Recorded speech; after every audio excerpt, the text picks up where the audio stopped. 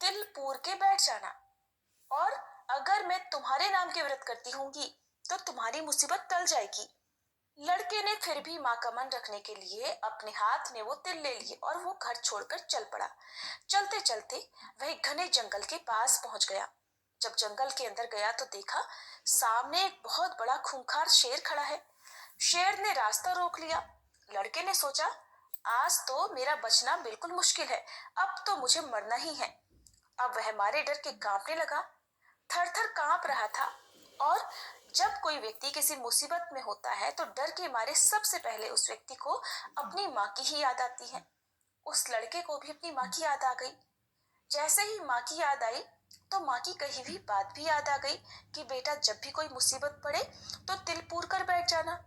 अब बेटे ने झट से अपनी जेब से तिल निकाले और पूर कर वहीं बैठ गया और कहने लगा, हे सकट चौथ माता, अगर मेरी माँ मेरे नाम के व्रत करती है तो ये शेर गाय बन जाए और यहाँ से चला जाए, नहीं तो आज तो मेरा मरना तय है। जैसे ही उस लड़के ने ऐसा कहा, देखते ही देखते सकटा माता की कृपा से वह शेर गाय बनकर पूंछ हिलाता हुआ वहां से चला गया। क्योंकि बूढ़ी माई तो केवल अपने बेटे के नाम के ही व्रत करती थी।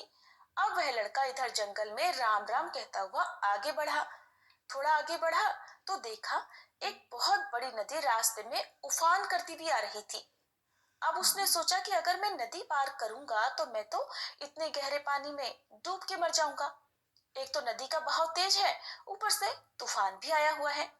अगर मैं ये नदी पार नहीं करता हूँ तो रात भी हो गई है, पीछे घना जंगल है और जंगल में रहने वाले जंगली जानवर तो मुझे निश्चित ही जिंदा नहीं छोड़ेंगे, मुझे कच्चा खा जाएंगे।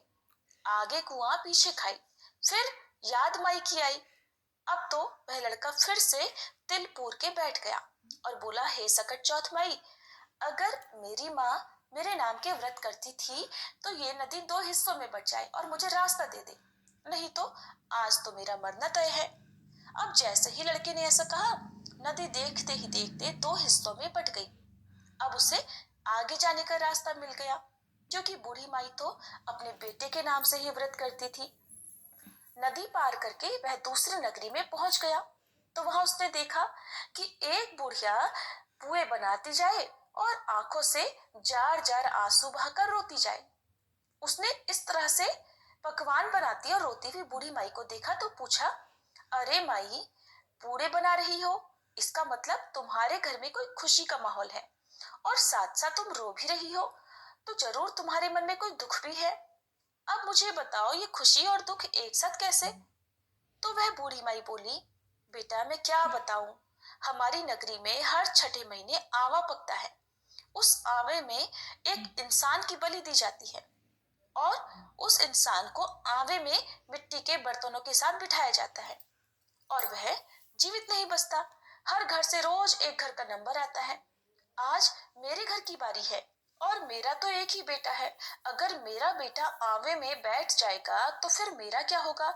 मेरा बेटा तो आज मर जाएगा। यही सोच सोच कर मैं दुखी हूँ और रो रही हूँ।